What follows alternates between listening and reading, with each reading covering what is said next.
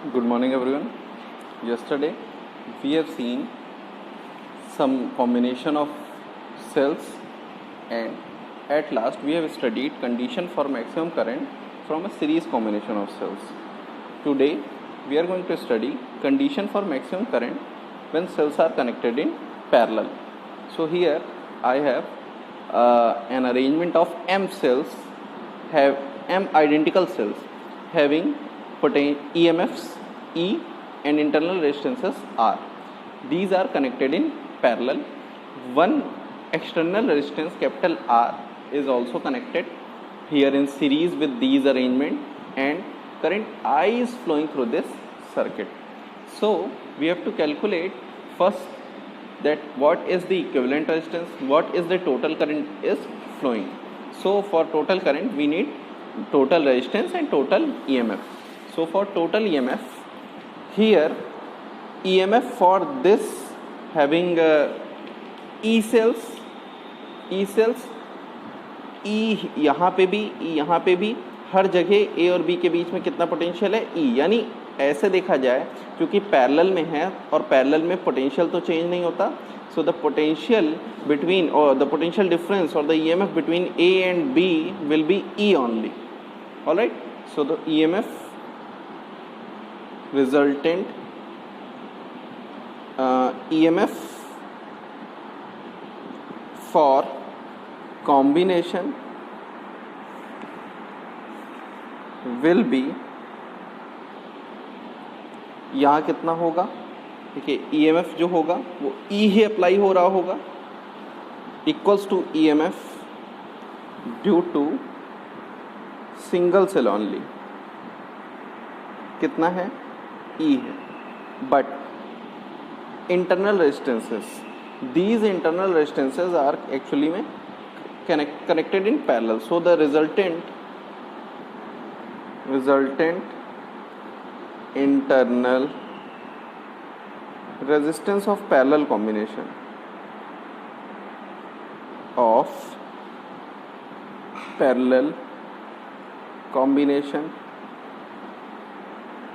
will be, अगर R dash उनका equivalent है तो 1/R dash is equal to 1/R1 plus 1/R2 plus 1/R3 and so on and so forth till M cells, because M cells are connected in parallel, so it is M/R.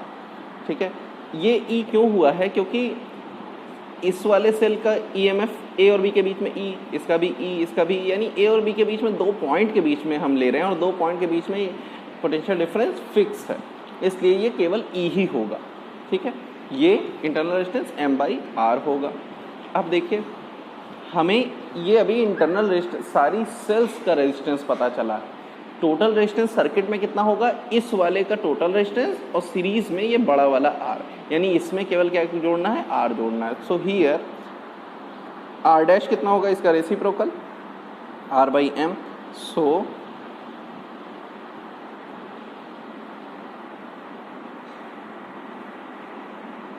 Total resistance in circuit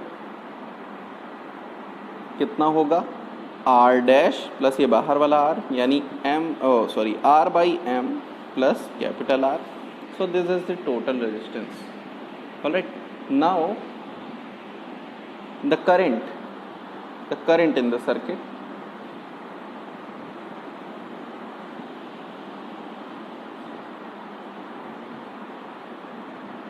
will be I is equals to total EMF E ही है जो A और B के बीच में काम कर रहा है, R प्लस R/M यानी total resistance. So it is M LCM लिया, M मल्टीप्लाई ऊपर तो M इंटू E और नीचे M LCM था तो MR प्लस स्मॉल r. ठीक है, this is the current. Now again the conditions. Case 1, if R is much smaller than R/M, यानी एक्सटर्नल रेजिस्टेंस बहुत छोटा है सेल के रेजिस्टेंस से, एक्सटर्नल रेजिस्टेंस बहुत छोटा हो गया सेल के रेजिस्टेंस से. So in this case R is much smaller than R/M, so only in see here only R/M will survive and it can be seen as negligible. So I is equals to E by R upon M. so it is me by small r, or can be written as m multiplied by e by r. So it is actually m multiplied by, or m times the current due to single cell.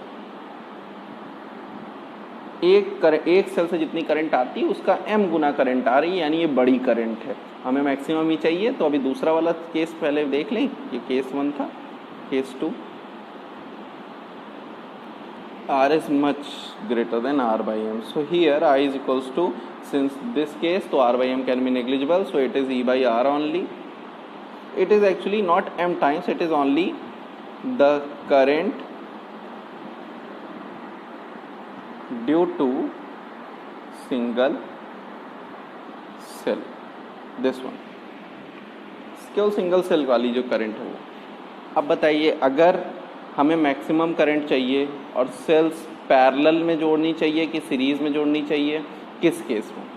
यहाँ पे अगर resistance, external resistance sales के total internal resistance से बहुत छोटा हो, तब हमें हमेशा कैसे जोड़नी चाहिए? पैरेलल में जोड़नी चाहिए, और यही ये यहाँ पे बता रहा है. तो if external resistance is much smaller than net internal resistance, cells should be connected in parallel for maximum current.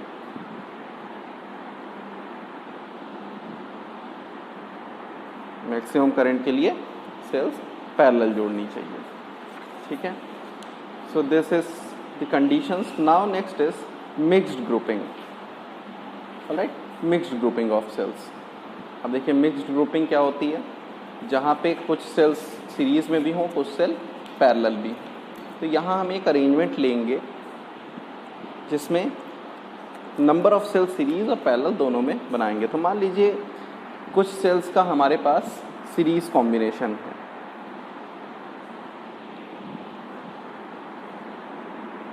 इस तरह के कितने सेल सीरीज में लगी हुई हैं? n सेल्स सीरीज में लगी हुई हैं. n सेल्स की एक सीरीज आपको दी गई, और इस तरह की एक नहीं दी गई, इस तरह की m सीरीज दी गई. यानी ऐसे सीरीज में जुड़ी हुई सेल्स m अरेंजमेंट दिया गया. यानी इधर भी कितने हैं? m रोज हैं. किस तरह के? m रोज हैं. n सेल्स की m रोज हैं. तो अब इस तरह से आप समझ सकते हैं कि नीचे भी हैं, यहाँ भी. ठीक है. तो ये सारे ही ये इस तरह से जुड़े हैं. यानी n सेल सीरीज में और इस तरह के m रोज अरेंज्ड हैं. अब देखिए ये जो है, ये एक सर्किट ड्रॉ हो गया जिसमें एक्सटर्नल रेजिस्टेंस R लगा दिया गया है.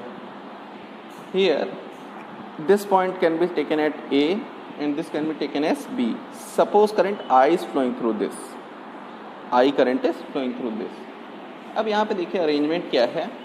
M सेल्स सीरीज में है, N सेल्स स्मॉल n, तो उसके टोटल EMF कितना होगा? हर सेल का EMF जोड़ दीजिए. मान लीजिए ये आइडेंटिकल सेल्स हैं, तो सभी सेल्स का EMF E1, E2, E3 इस तरह से मान सकते हैं. Here total number of cells is how much? m into n, क्योंकि m रो n कॉलम, ये हो जाएगा. Now net EMF of cell in each row. हर रो में कितने सेल्स हैं? देखिए रो इसको कह रहे हैं, ये इस तरह की m रोज हैं. तो एक रो में कितने सेल हैं? n. Each row of n cells, तो n इंटू ई हो जाएगा क्योंकि हर सेल का EMF E, तो n इंटू ई हो जाएगा। अब देखिए नेट इंटरनल रेजिस्टेंस हर रो का कितना होगा, रेजिस्टेंस ऑफ ईच रो, वो भी सीरीज में सीधे जुड़ता है, n इंटू आर हो जाएगा। ठीक है, ये सारी चीज़ें हमें मिलती जा रही हैं, n r हो गया। अब इस तरह के m रोज हैं, ठीक है, m रोज हैं ऊपर से नीचे, तो हर सेल में जो पोटेंशियल इसके बीच में जो EMF होगा, यानी इन दो के बीच में वही, इन दो के बीच में वही, इन दो के बीच में, यानी एक चीज़ डिसाइड हो गया कि EMF जो है इनके बीच में वो n इंटू ई ही रहने वाला है A और B के बीच में। केवल इंटरनल रेजिस्टेंस निकालना पड़ेगा हमको अलग से। ठीक है, तो इंटरनल रेजिस्टेंस निकालने के लिए क्या किया जाए, इंटरनल रेजिस्टेंस के लिए parallel combination of these NRs, है ना, क्योंकि एक का NR, दूसरे का NR, तीसरे का NR, सभी का NR NR NR है और सभी पैरेलल में है, तो NR के parallel arrangements. So for M रोज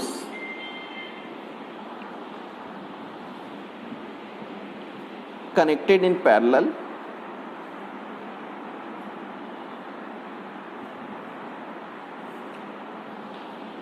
मान लीजिए if R dash is the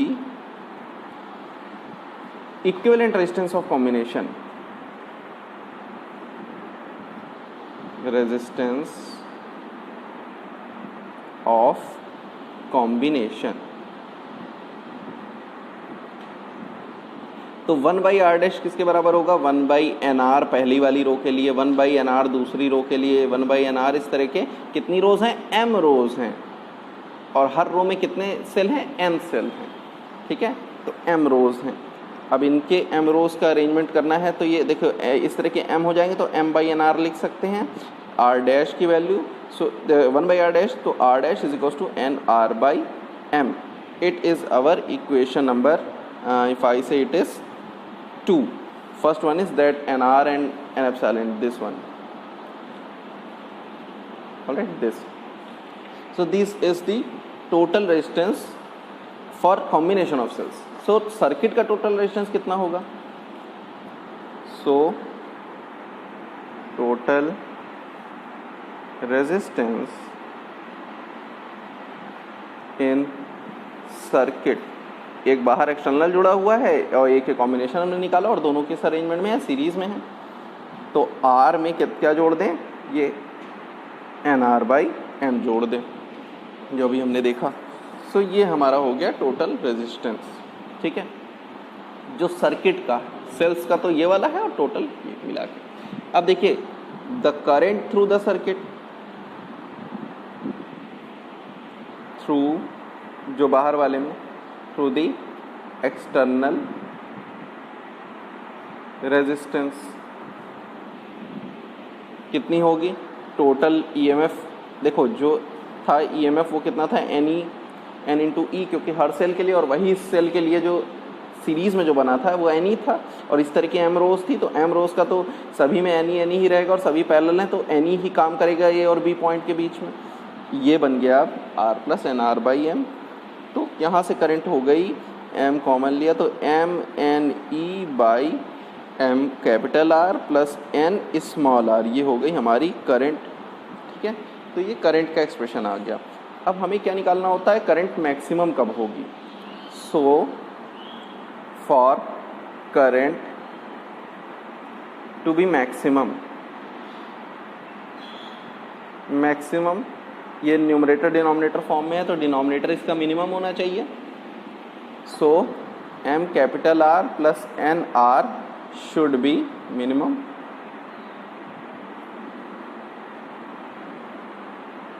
अब यहाँ हम एक ट्रिक यूज़ करेंगे कि MR प्लस NR की मिनिमम वैल्यू हम कैसे अटेन करें। तो इसमें ध्यान से देखिए, M capital R plus N small r है, इसको हम एक परफेक्ट स्क्वायर फॉर्म में बनाएंगे और देखेंगे अदर एक्सप्रेशंस क्या बचते हैं, क्योंकि स्क्वायर के फॉर्म में बनाने के बाद हमें ये डिसाइड हो जाता है कि वो एक पॉजिटिव क्वांटिटी है।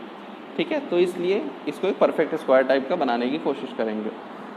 इसको क्या करें, इसको लिख सकते हैं, MR को लिख सकते हैं √MR का होल स्क्वायर, लिखा जा सकता है, क्योंकि रूट लगाया स्क्वायर लगा दिया तो यही चीज़ है। प्लस इसको लिख सकते हैं रूट एन आर का होल स्क्वायर, कोई दिक्कत नहीं है।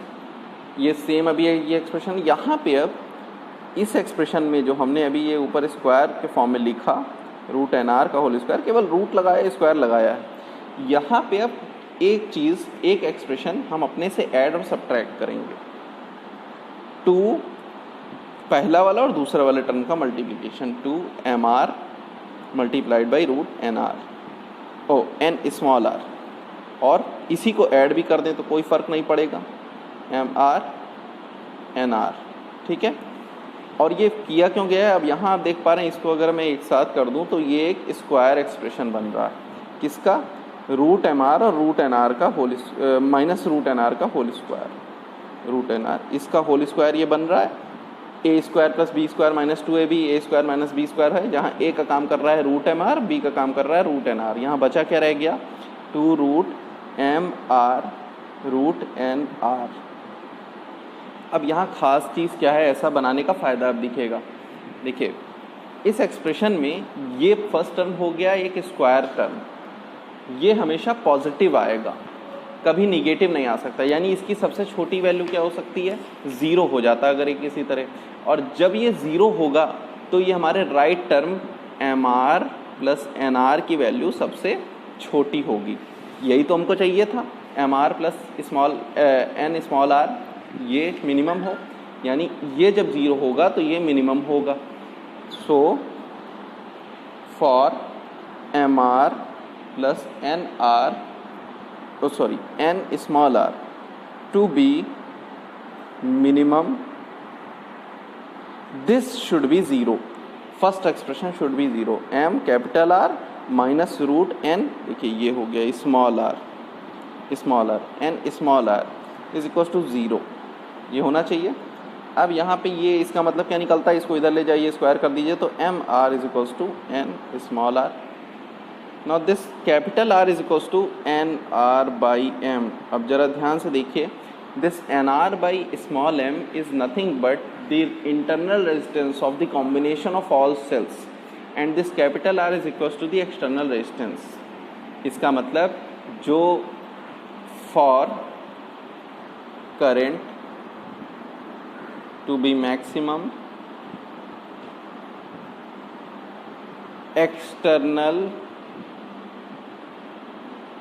resistance is equal to the total internal resistance of the cells का जो टोटल इंटरनल रेजिस्टेंस होता है वो बराबर होना चाहिए एक्सटर्नल रेजिस्टेंस के, तब ये मिक्स्ड ग्रुपिंग जो है ये हमको मैक्सिमम करंट देगा। Alright, now next topic is Joule's heating law और the heating effect of electric current. तो हम इसको देखेंगे, heating effect of electric current क्या होता था, आपने 10th में पढ़ रखा है इसको। When current flows through a resistor means any conductor having low conductivity lower than the good conductors, जो हम लैब्स में यूज़ करते हैं। तो ज़रूरी नहीं है रजिस्टर, वो किसी भी तरह का मटेरियल होता है जो अपने अंदर से करंट को पास होने देता है, हम ऐसे समझ सकते हैं। So the phenomena of production of heat in a resistor by the flow of an electric current through it is called heating effect of electric current और Joule's heating, हम इसे Joule's heating भी कहते हैं, ठीक है। तो Joule's heating का कॉज क्या होता है, कारण क्या होता है, इट इज़ वेरी सिंपल। जब हम कोई पोटेंशियल डिफरेंस अप्लाई करते हैं किसी वायर में तो या किसी कंडक्टर में, तो इलेक्ट्रॉन्स जो होते हैं वो ड्रिफ्ट करते हैं। ड्रिफ्टिंग की स्पीड एक पर्टिकुलर पोटेंशियल पे कांस्टेंट रहती, मतलब हम पोटेंशियल तो इंक्रीज़ कर रहे हैं, जो इलेक्ट्रॉन्स एक पोजीशन से दूसरे पोजीशन मान लीजिए मूव किए, मान लीजिए इलेक्ट्रॉन्स मूव कर रहे हैं इधर से ऐसे की ओर, ये एटम से कोलॉइड करते हैं। अगर हमने पोटेंशियल बढ़ाने के साथ इलेक्ट्रॉन्स को ज़्यादा काइनेटिक एनर्जी प्रोवाइड करी, तो हमारा एक्सपेक्टेशन ये था कि उनकी काइनेटिक एनर्जी बढ़ती चली जाएगी और वेलोसिटी बढ़ती चली जाएगी। लेकिन रियलिटी कुछ अलग है। ये इलेक्ट्रॉन है, ये एक एटम है, ये जब हायर एनर्जी गेन करता है तो ये एटम्स ये जो हैं ये एक्चुअल में आयंस हैं जिसमें इलेक्ट्रॉन निकल चुके हैं। ये इलेक्ट्रॉन्स इनसे लगातार कोलाइड करते हैं और कोलिजन के टाइम ये अपनी काइनेटिक एनर्जी जो इन्होंने एडिशनल गेन की है ये ट्रांसफ़र करते हैं। तो ये जो आयंस हैं ये वाइब्रेशन इनके जल्दी जल्दी होने लगता है, ज़्यादा वाइब्रेशंस होने लगता है, ठीक है।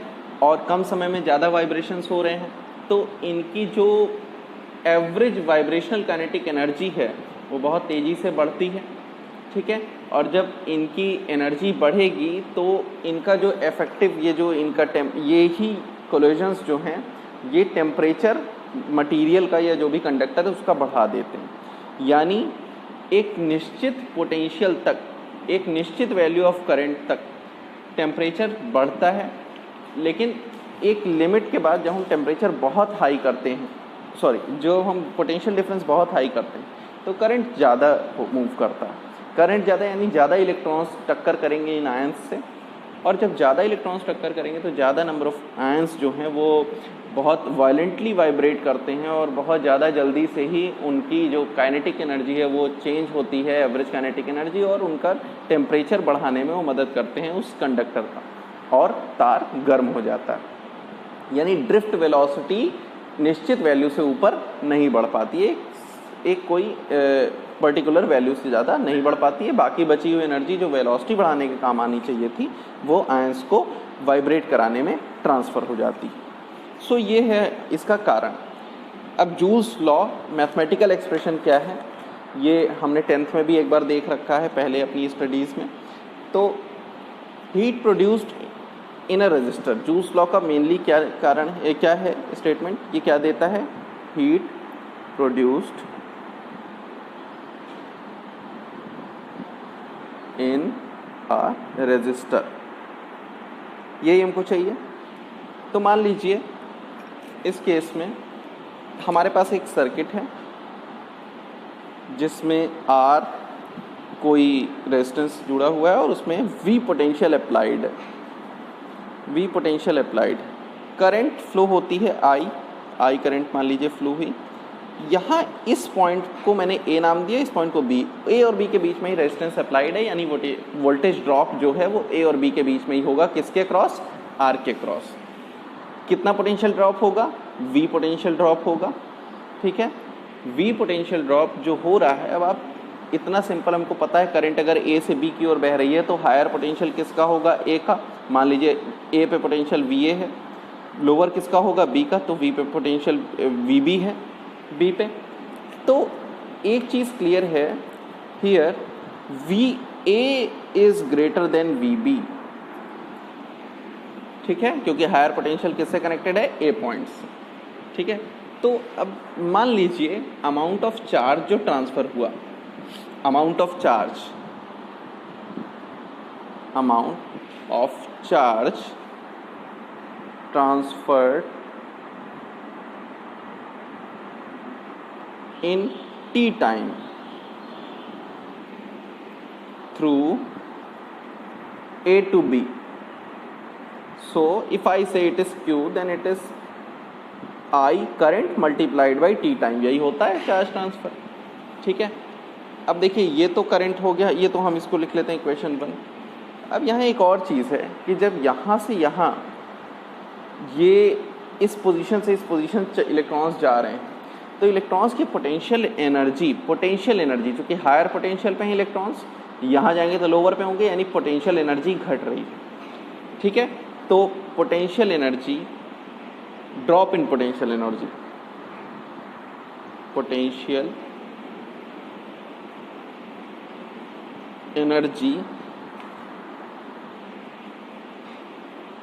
ऑफ चार्जेस, फाइनल, इसको मैंने U से डिनोट कर दिया, final potential energy at B minus initial potential energy at A. So it is equals to potential energy, अगर आपको फॉर्मूला याद हो, QV,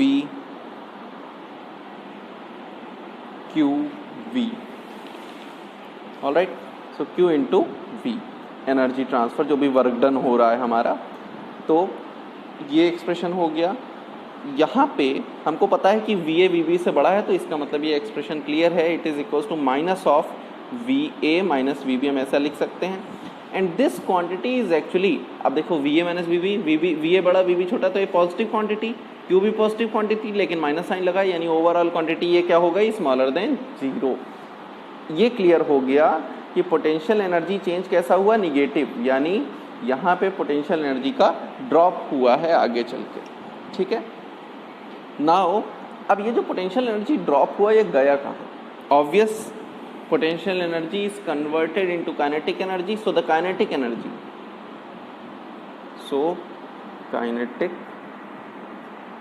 energy, K is equals to minus of U, यही एनर्जी है. Minus sign लगा है, देखिए ये पोटेंशियल ही जा रहा है यहाँ पे, तो ये हो जाएगा QV. Q की जगह IT पुट कर दीजिए और V हो गया हमारा potential. So we can say VIT. ये काइनेटिक एनर्जी ही ग्रेटर देन 0, यही काइनेटिक एनर्जी कहाँ ट्रांसफर हुई, जो मैं आपको बता रहा था, आयंस में ट्रांसफर होती. So this energy is lost by the electrons and transfer to the ions. ठीक है. और यही आयंस में जो वाइब्रेशंस हैं, ये हीट के फॉर्म में निकलती है, यानी this VIT is actually the heat. So the amount of energy dissipated, dissipation हो रहा है ना, dissipated as heat in conductor, H is equals to, we can say VIT. All right. And it is in, if it is in joule, then we can say VIT divided by 4.18 and it is in calorie. तो ये इतनी energy transfer होती है. अब देखिए यहाँ पे इतनी एनर्जी ट्रांसफर हुई है, इसको हम एक एक्सप्रेशन और लिख सकते हैं, H इक्वल्स टू VIT हमने देखा, VIT बाई 4.18, ये कैलोरी में देख लिया, ये जूल में था तो ये जूल्स में था. इसको हम ऐसे भी लिख सकते हैं I square RT V equals to IR से. इसको और एक्सप्रेशन लिख सकते हैं V square T by R. ठीक है. तो ये कुछ एक्सप्रेशंस हैं, इसी को क्या कहते हैं, जूल्स लॉ. ये तीनों ही एक्सप्रेशन में से कोई भी आप कह सकते हैं जूल्स लॉ का एक्सप्रेशन है. Alright. Next topic will be discussed in next class. Thank you.